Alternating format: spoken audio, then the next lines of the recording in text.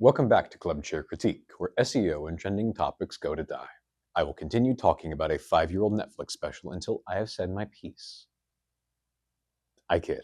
In part because if I actually did that, you all would be in for a 10-part mega series releasing monthly. Maybe some of you freaks would like that, but for those of us that are medicated or otherwise level, we would lose our minds. So, I will restrain myself slightly and keep this video to a close reading of one song, White Woman's Instagram.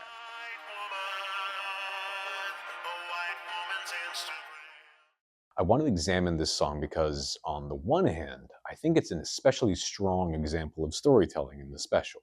And on the other, I fear the bait and switch of the song may be more bait than switch in some of the things it conveys. Several tracks in the first half of Inside are structured to evoke the experience of engaging with different social media. FaceTime with my mom first deploys the use of aspect ratios to evoke the phone screen. These claustrophobic, coldly lit shots reinforce the constricting frustration of interacting with older generations by a technology that they lack proficiency using.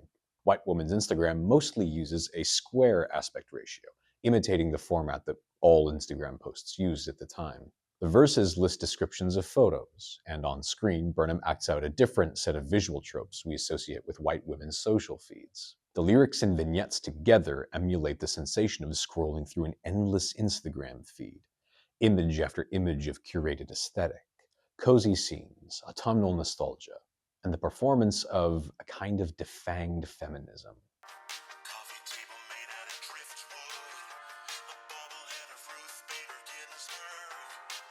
To point out the obvious, this is really funny.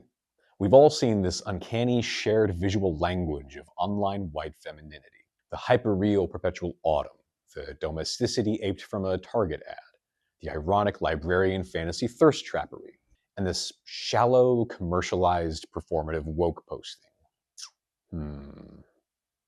Notably absent from this simulated Instagram feed are captions, any semblance of interiority or context, the voice of the archetypal white woman in question, until the bridge. Her favorite photo of her mom. The caption says, I can't believe it. It's been a decade since you've been gone. This is just masterful. Burnham lures you in with a satire of white feminine online Americana, and then the instruments drop out and the aspect ratio widens. The woman we've been pointing and laughing at breaks out of the constraints of Instagram's hypervisual medium, and we're confronted with the stark reality that this is a person. She has a family, a career, a relationship. She has experienced love and loss, the most fundamental of human experiences that connect us all. But her personhood is obfuscated by the medium of Instagram. The aspect ratio begins to close again, and the pace of the bridge quickens. The lyrics repeat mama, mama more frequently, as if sensing the attention span of the viewer slipping away. The soliloquy closes with a goodbye to the woman's departed parents before we resume scrolling in the final verse.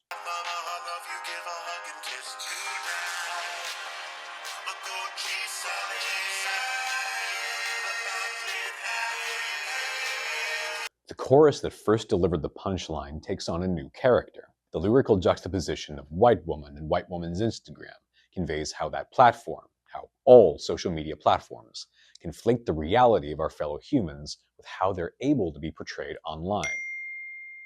Sorry, not doing this. Sorry, let's keep going. The very format of these platforms reduces us to the vapid aesthetic moments that we pause life to capture and share, the things consumed and forgotten in the fraction of a second it takes to scroll past any given post. The blandly pleasing imagery conceals a dehumanizing horror. This app that claims to connect us instead makes it easier to reduce us to stereotypes, caricatures to laugh at and even vilify. Even worse, these apps incentivize us to turn ourselves into these caricatures. This theme runs throughout Inside, the cruel paradox of social media that claim to connect us but instead isolate us. We cling to the pale shadow of interaction that they provide, even as they subsume the real interaction that we crave. Also, the tech bro ghouls that engineered the system can wring every morsel of engagement from us that they can. Okay, but why a white woman's Instagram? The song's themes hinge on a bait and switch that plays off our desire to laugh at women. Men and women both love to bag on things women like. So Burnham sets up this early 2020s version of the Basic Bitch diss track to pull you in. And then the reveal in the bridge points out how the structure of the app incentivizes this fundamentally mean-spirited dynamic. However, there is one dimension of this critique that is leveled at the song's subject. There are several lyrics and images in White Woman's Instagram that poke fun at a shallow performative wokeness in this archetypal white woman's feed. It is superficially feminist, but ultimately in service of consumerism. You know, equality means more women CEOs. Ruth Bader Ginsburg is mascotized as a successful woman whose success is separated from the meaningful accomplishment of championing abortion rights. It is also nominally anti-racist, but in a way that is at best misinformed and at worst disingenuous.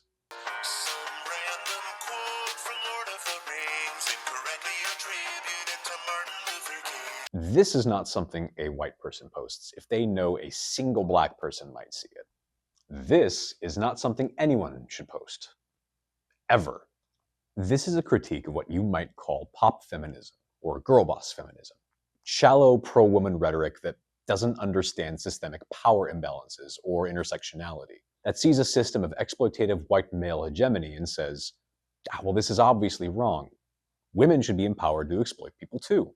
On the one hand, this critique echoes another core theme of the special, the ability of digital markets to commodify and ultimately disarm activism, to make it into a harmless aesthetic with no real goals and no threat to the status quo. Under capitalism, progressivism is an aesthetic we purchase and adopt to tell others we're a good person, not an agenda for how we might reform or dismantle oppressive systems. I'm sorry, Socko. I was just trying to become a better person. This is not just a result of well-meaning but oblivious liberalism. It is, again, an effect of the medium.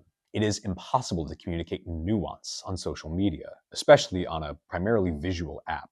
So you get a post showing incredibly derivative political street art, because that is easily shareable and consumable. Anything else dies on the vine. On the other hand, it's a very specific choice to introduce this theme by mocking its expression by white women specifically. I mentioned earlier that we all love to bag on women and the things women like, and that I think Burnham deliberately plays off that impulse to later criticize it. It's like a pill pocket for a dog. You start out watching this light skit poking fun at women online, and inside is this dense, clever critique on the dehumanizing effects of social media and its ability to commodify activism. But what if it's the other way around? What if, for many of us self-proclaimed progressives, leftist critique is something that gives us permission to be shitty to certain women? Most people understand intuitively that being shitty to women is bad, or at least that it'll be poorly received in polite company. Nevertheless, several centuries of social programming has incentivized men and women alike to be shitty to women for any number of selfish motivations. To attempt to flirt, to salve the shame of rejection, to moralize one's envy, to police sexuality, to assert one's masculinity. You get the idea. So we have this tension, a subconscious predisposition to misogyny and a conscious knowledge that misogyny is bad. We need to either suppress that urge or find a way to sublimate it. Back when I was in college, actually, hold tight a moment.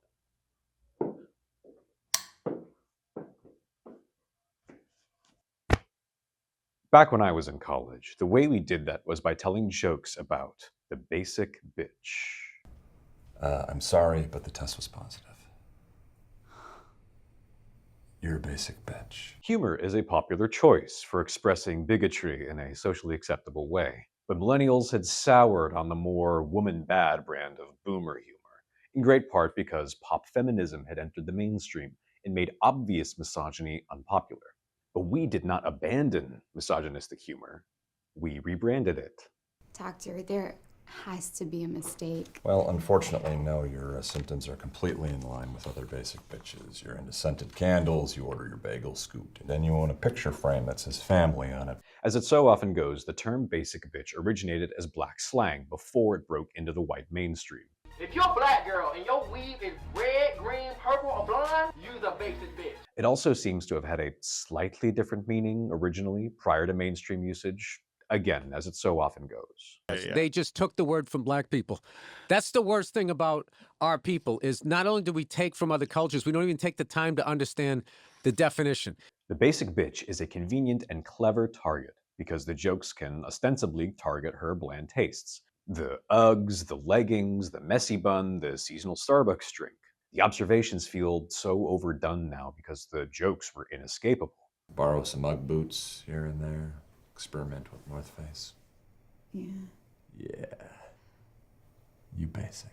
Everyone was taking shots at the basic bitch, and a lot of us laughed, including those who would have turned their nose up at yesteryear's jokes about the boomer men who hate their wives. To be clear, I don't think every joke in this vein is inherently misogynistic or in poor taste. To an extent, this is just observational comedy. But in many cases, the basic bitch jokes were just I hate my bitch wife jokes with a new coat of paint. Refining the joke to target a specific kind of woman gave us permission to laugh, to call a woman a bitch without being called out. The subtext was not lost on everyone for very long. In her 2014 article, What Do You Really Mean When You Say Basic Bitch?, Noreen Malone writes, The basic girl delights in all things that men dismiss as unserious or that don't even often register for them as existing. Celebrity gossip, patterned disposable cocktail napkins that mean something sentimental. The woman who calls another woman basic ends up implicitly endorsing two things she probably wouldn't sign up for if they were spelled out for her: a male hierarchy of culture and the belief that the self is an essentially surface-level formation. It's all enough to make you wonder if what people are actually really interested in is permission to use the noun and not the adjective. Clock that T. Clock that T. and so the basic bitch went out of vogue as an easy target, and the cycle is poised to repeat. We have outgrown a particular flavor of veiled misogyny, but the subconscious urge remains. However, with pop feminism in the mainstream, these trends had a shorter shelf life. A think piece would hit your feed pointing out why jokes like this are problematic, and we couldn't feel good laughing at these jokes anymore. If we wanted to preserve our self-image as good liberals, progressives, or leftists, we couldn't laugh unselfconsciously at misogyny. Well, unless you're comfortable being called the dirtbag left. This is off topic, but this shit pisses me off. Their whole thing is that they're just recentering the regular guy by indulging in casual misogyny, racism, ableism, and whatever else, leaving aside that the red hats are not really available for persuasion as a demographic, and that this is all just a thin intellectualization of their own bigotry. It's also an obviously stupid tactic. Like, if you alienate all the women from your movement by being misogynistic, alienate all the people of color by being racist, alienate a bunch of LGBTQ+ folk by being homophobic and transphobic, and then anyone else that rightfully finds that behavior distasteful, you have not expanded the left. You have driven out everyone the left is supposed to include and defend, and you have recreated the alt-right with a bunch of extra steps, you stupid bastards. Anyway, most of us don't want to be dirtbags, so how do we hold our socially conscious egos in tension with our subconscious misogyny? Do we finally have to examine our impulses and do some work to identify and resist the urge to be shitty to women? No. No, we're going to be shitty to white women and pretend that's social justice. Evil does not die. It reinvents itself.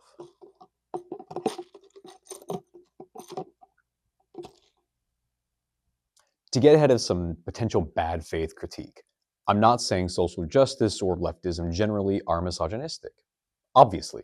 I'm also not saying that all criticism of white women or any given white woman is inherently misogynistic. There are worthwhile conversations to be had on that topic. For some smart and entertaining critique of white feminism, I highly recommend Herbie Revolus's excellent video, The Miseducation of Feminism. A black queer voice is a good one to listen to for clear-headed critique of white feminism and its limitations. That's not to say white men are incapable of offering that critique, but more caution is warranted when vetting that perspective. To paraphrase Jordan Teresa in her excellent video, The Doomed Politics of the Pick-Me, white men share the quality that they often critique in white women, often without the due diligence of self-reflection or even a trace of irony. This is because a white woman is a smart target for sublimating subconscious misogyny while styling it as social justice. In America, white women sit at an intersection of persecution and privilege. They experience some measure of patriarchal persecution because they're women, but also experience a measure of privilege by virtue of their whiteness. That is what makes them a smart target. One can persecute them while pretending that they're critiquing their privilege. I'll call this phenomenon social justice misogyny. It's a subset of what Jordan Teresa calls social justice bullying in The Doomed Politics of the Pick-Me. I really think there is something to say about the phenomenon that is social justice bullying. As you guys can probably tell by the name, it's where people will bully an individual in the name of social justice, but it's worth questioning the intentions of people when the only time they speak on social justice issues is in the same breath of dunking on a celebrity or an influencer. Unfortunately, a lot of people exploit social justice issues and social justice language to flex their bullying muscles. As the name implies, it's a phenomenon in which people will send online abuse, often to a popular figure, in the name of some social justice cause. Feminism, environmentalism, anti-capitalism, you name it. Social justice misogyny targets white women predominantly because of that intersection of persecution and privilege that I mentioned before. It is not strictly limited to white women, but they are often the target because it becomes increasingly difficult to style misogyny as social justice when the target sits at the intersection of other demographics that experience discrimination. Misogynoir, for example, is less common, but certainly not impossible to express as social justice misogyny. Consider, for example, the discourse surrounding Blue Origin's orbital spaceflight publicity stunts.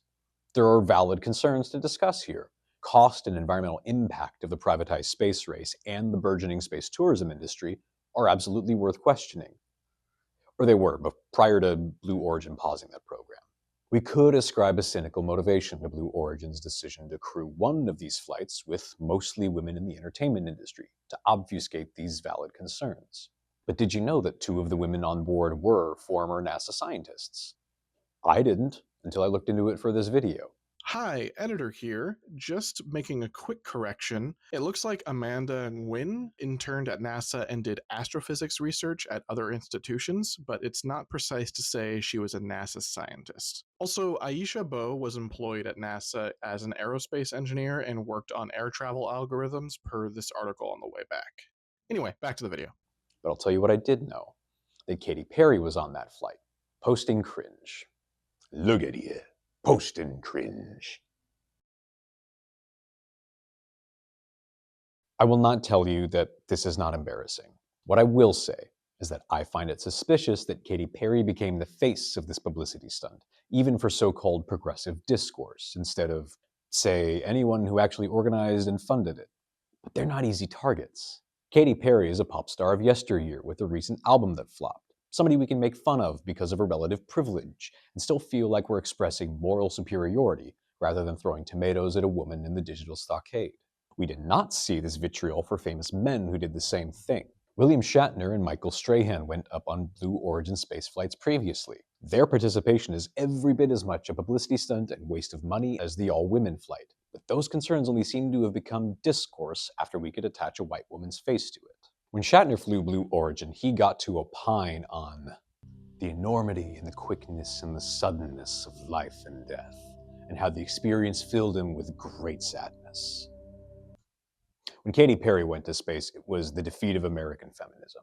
We might charitably frame some of the discourse as backlash to Blue Origin trying to frame this gross success as a girl boss win, and that's fair critique. But if that were the real focus of this critique, then Bezos and his ilk would be its primary target, not the women on the flight. It's not just that we mock women for things men do. That's a tale as old as time. It's that we can now clothe that mockery in superficial progressive language to style misogyny as activism, as social justice. Social justice misogyny extends to interests and hobbies associated with women as well. I see a strong example of this in the recent Labubu craze. Or at least it was recent at time of writing it. Who knows if it will be by the time this video goes out. Some people are transparent in their disdain for Labubus as a silly thing that women and girls like. Again, many such cases. But there's an aspect of the discourse that frames this disdain as moral concern over the environment and conspicuous consumption. He was a performative final boss. She was a consumerism final boss. When you're reading an AI-generated article with 5th grader words about future marine landfill, it truly feels like the dead internet theory is breathing at you. I judge anyone with these hideous symbols of conformity. In 2035, hey kids, want to see the $3,000 of dust bunnies I mortgaged my dignity for? Lol, I saw someone the other day with a special molded plastic clamshell case protecting the Labubu hanging off their bag.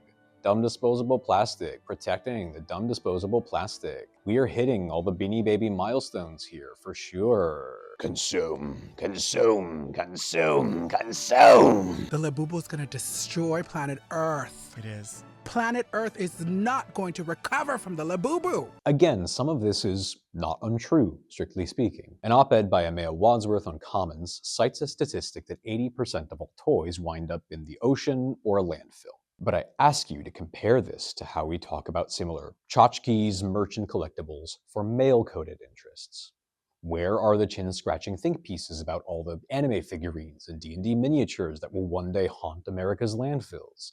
The endless merch tables and queues and ticket price inflation of conventions like Comic-Con. If you wander into a Scheels or a Hot Topic, virtually every item on the rack there can be subjected to the same criticism aimed at Labubus. I'm sure you could find some examples of such coverage if you did some digging, but I hardly had to dig at all to hear about how Labubus are apparently filling the oceans and emptying our wallets. It was in memes, podcasts, articles, and op-eds. That Commons op-ed is not about the disposability of toys or merch generally. It's about Labubus. When these things are not coded as feminine, we have no apparent desire to critique them. That Commons op-ed ascribes the Labubu craze in part to a consumer trend of indulging in mini luxuries during economic downturns, as the cost of investments like housing rises out of reach for the general public. That's a thing that both men and women ostensibly do. But what is the name of that economic theory? The lipstick effect.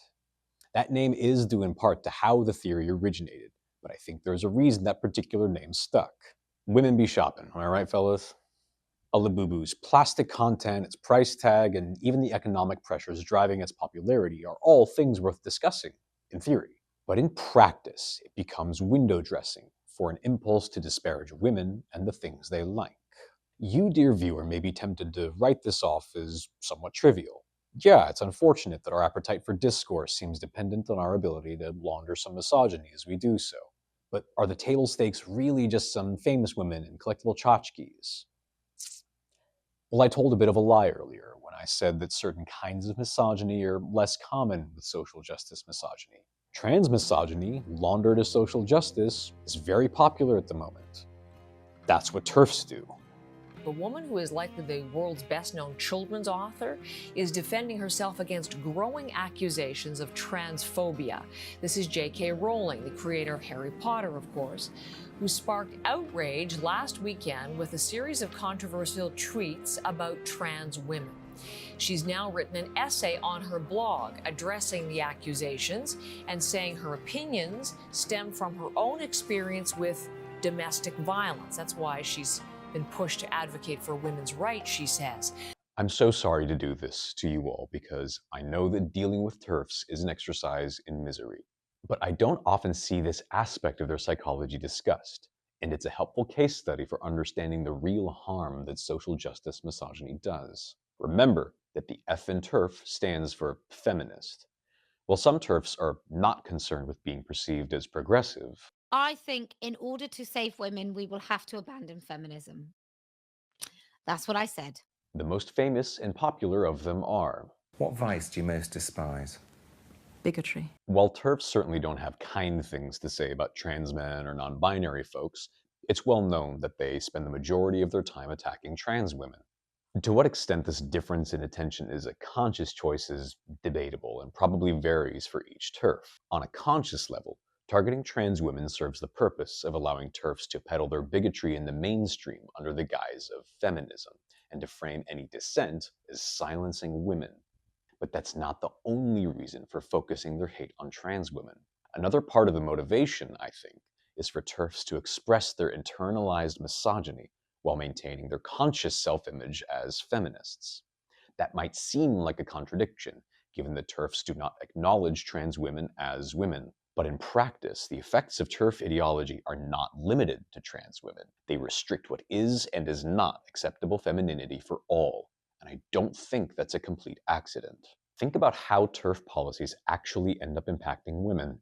In his video Kelly J and the Neo-Nazis, YouTuber Sean points out that in the UK, TERF efforts to oppose Gillick competence to restrict access to gender-affirming care end up impacting all women's bodily autonomy, eroding protections for abortion rights and access to contraception. Imagine, say, a 15-year-old who wants to get vaccinated against a deadly disease, but their parents think George Soros is putting demonic microchips in vaccines. Now, do we think that child should have the right to consent to their own healthcare without parental permission? I would say yes, definitely. But Kelly J. Keane says no, parents need to take back control of their children. The fervor around women's bathrooms ends in harassment for all women and girls. At time of writing, Buffalo Wild Wings is being sued by a woman in Owatonna, Minnesota, because an employee harassed her in the bathroom for not looking feminine enough, calling her a man and telling her to leave the bathroom. Rowling famously harassed Olympic boxer Aman Khalif, basically because she was tall and not white, and Rowling sicked her online troll army on her and any who supported her. This is not protection for any kind of woman.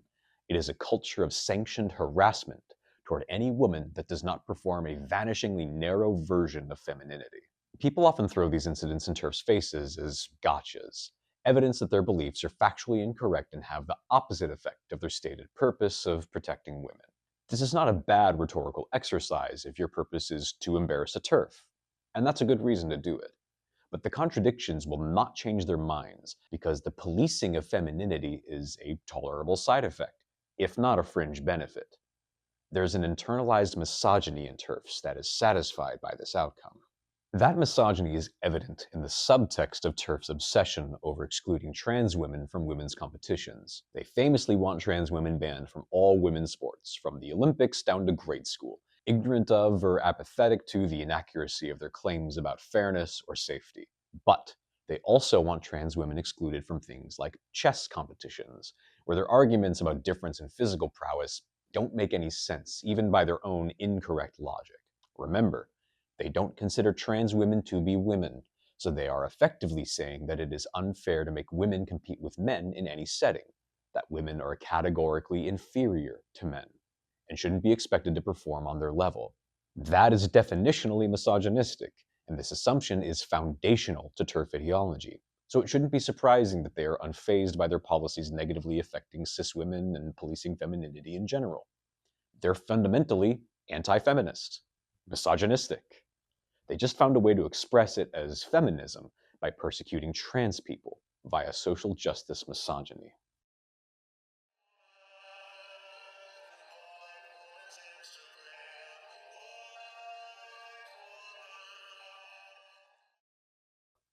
Now, why am I talking about this? I think most of us understand that misogyny exists and is bad in all its forms, and even that it often pervades our daily life in media as subtext. Groundbreaking. The TERF example is helpful for understanding some of the less obvious dangers of social justice misogyny. Some leftists might be willing to accept seemingly trivial instances of misogyny and other bigotries if they ultimately help to further a cause they care about. I personally find this mindset repulsive. But if you're okay with being repulsive, consider the fact that the efficacy of social justice misogyny is highly debatable. TERFs did not further any version of feminism at the expense of trans women. They just popularized transphobia. Dirtbag leftists have not made any meaningful strides for leftism. They just infected it with bigotry. Well, more bigotry than there might already have been. Social justice misogyny, and indeed all social justice bullying, does not ultimately accomplish any actual social justice. It just launders the bigotry into the mainstream, using the trappings of social justice as a rhetorical Trojan horse. And many TERFs aren't even conscious of this fact. Social justice misogyny allows them, and any who indulge in it, to self-radicalize while remaining convinced that they are supporting a progressive cause. For that reason, I think it's important to take a critical eye to the things we like as much as we do the things we don't. I love Bo Burnham's Inside. It's one of my favorite pieces of media ever. With White Woman's Instagram, I always felt a mixed urge to defend it and to critique it. I think it's an easy target for the knee-jerk, not that deep argument, despite the fact that the song is followed by a brief scene that very clearly conveys that a great deal of thought and planning went into it. However, one of the song's themes, the commodification of activism by social media, is couched in a kind of social justice misogyny. That theme is important, and it appears throughout the special in other skits, like The Brand Consultant and Problematic. To Burnham's credit, The critique of shallow online activism is one that he levels at himself and at white men generally. If White Woman's Instagram functions in part as a critique of performative feminine wokeness, then Problematic is very much its companion piece, satirizing online masculine wokeness.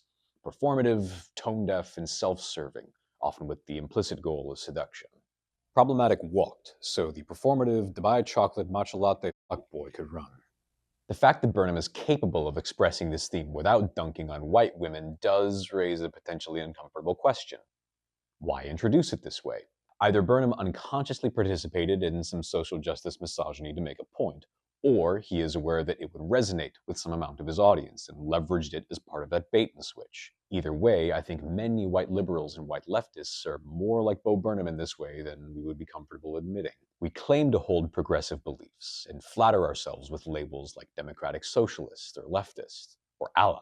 We claim an understanding of systemic issues and demand systemic solutions. These are good things, and believing good things must surely make us good people. Not like the bad people who believe bad things, like racism and misogyny and homophobia and transphobia. Because we are good people, we don't believe bad things. How could we?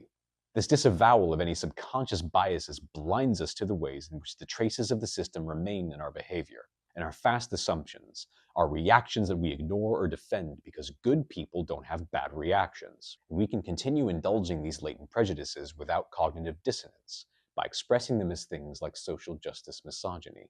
I'm not being sexist. I'm just concerned about the environment, or wealth inequality, or reckless consumerism. We have to provide food and shelter for the homeless, and oppose racial discrimination and promote civil rights, while also promoting equal rights for women. We have to encourage a return to traditional moral values. Most importantly, we have to promote general social concern, and less materialism in young people. This has to stop. I do not subscribe to the dirtbag left notion that we can still say slurs as long as we support universal health care or whatever. If you want to be regarded as better than the most obvious of today's bigots, then you need to be better. For the beleaguered demographics in America, it's almost more disappointing for a liberal or leftist to show their ass this way, because we're supposed to be on their side. But when the time comes to put our money where our loud mouth is, our behavior is often barely distinguishable from the bigots for whom we otherwise have such contempt. We need to do better, not to preserve our image or to become better people, but to dig ourselves out of the cultural hole we're in. It's all hands on deck. And if you can't share an oar with someone who has a Labubu on their belt because you'd rather argue about their participation in conspicuous consumption, we're all going to go down with the ship.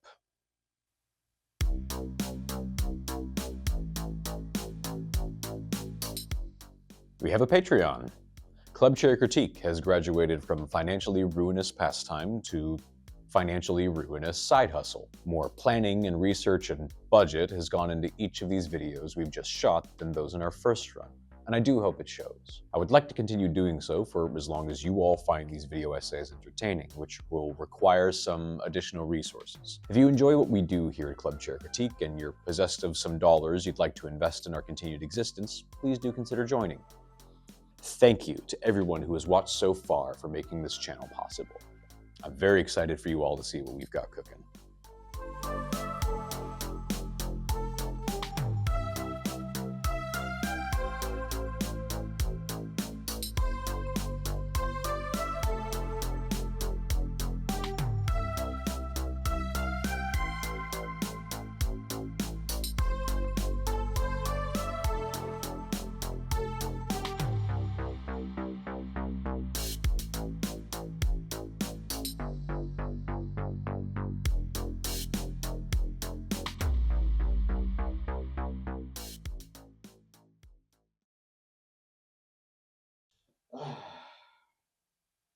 Pretty tough to look at, actually.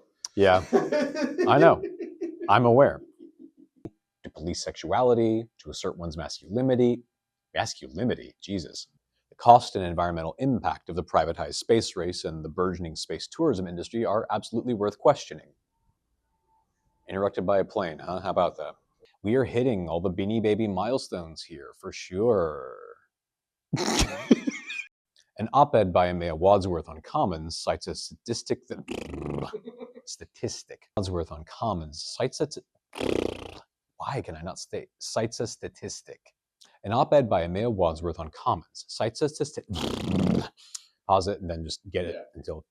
I'm sure you can find some examples of such coverage if you did a little digging, but I didn't hardly. Wow. Yeah. Whoa, that's weird. Yeah. I don't want to look like this anymore. What have you done?